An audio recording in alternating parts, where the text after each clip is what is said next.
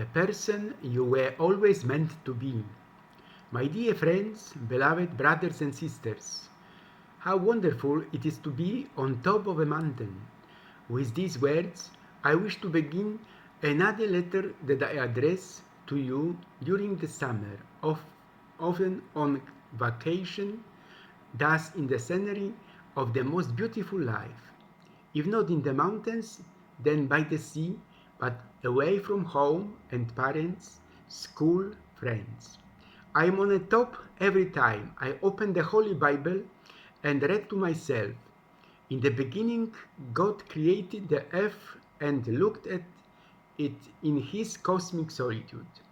And God said, let us make living creatures from mud, that the mud may see what we have made. And God created every living creature that now moves, and now of them was man.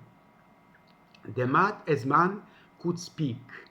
God leaned over the mud when the man sat down, looked around and spoke. The man blinked. What is the purpose of all this? He asked politely. Everything must have a purpose, God asked. Of course, said the man. So I leave you to invent one for all of these, said God. And he went away. That's what Kurt Vonnegut tells you in his poem Cat's Cradle. Do you know that everybody loves you when you are 6 feet under? But it's dangerous to be right about things that have already been established. Here I would like to talk about the testimony of a man who lives his life towards his eternal destiny. The world suffers greatly not because of the violence of bad people, but because of the silence of good people. But be yourself and say what you feel, because those who mind it don't matter, and those who matter don't mind it. In the meantime, look towards Jerusalem. I tell you, which is the history of the world. It is more than that, it's the history of earth and heaven. I called one of my books The Healed Wound. Some have said that time heals wounds. I disagree with that. The wounds remain. Over time, the mind, protecting its sanity, covers it with scar tissue and the pain fades, but it never goes away.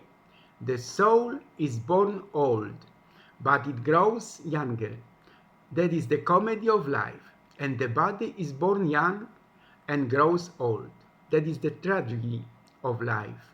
We should not surrender to the passing of the years. We are to be young forever, and to do that requires daily action. A slave is one who waits for someone to come and free him. It's a quote from Ezra Pounds that alludes to the theme of self-determination and personal responsibility. The message emphasizes the importance of taking control of one's own destiny rather than relying on others for liberation or salvation. Pound's word can be interpreted as a call to action, urging individuals to recognize their own power and agency. The concept of waiting for someone else to provide freedom or solutions implies a passive state in which the individual is not in control of their destiny. In turn, the quote suggests that true freedom comes from within and requires proactive effort. This perspective aligns with broader existential and philosophical ideas about self-determination. It questions the notion of victimhood, instead advocating a mindset that seeks to overcome obstacles through personal initiative. In the context of historical and social struggles, the quote also serves as a poignant reminder of the resilience and agency required to free oneself from oppressive circumstances. It emphasizes the idea that external liberation is often the result of eternal resolution and determination. The quote carries a powerful message about the necessity of self-reliance and the active pursuit of freedom, both physical and mental. One day my aunt told me I was the kind of person who would swim across the ocean for someone who wouldn't even cross the street for me. I apologized when I hadn't done anything wrong. It took me a long time to understand that others didn't make me sad or disappointed. It was my own mistaken belief that everyone has the same heart as me. There is a certain tilt of light on winter afternoons that is overwhelming, like the weight of cathedral melodies. It inflicts heavenly pain on us. We cannot find any scar except for the inner difference, and there are meanings. In the 19th century, Joseph Kraszewski, Polish writer, prayed, I believe in everything that is beautiful and holy. I believe in friendship. I believe in love, in that which is higher than reason, not drawn but by thought, which does not originate in the world and does not end in the world. I believe in the ray of inspiration sent to the poet. I believe in every heartbeat, not one but the 100th, infinite life, in everything that a hungry soul thirsts for. And I believe that when two hands meet, two hearts in which one fire burns, in which ideals burn with one fire, the hearts will love each other, even though the hands move away. End of quote.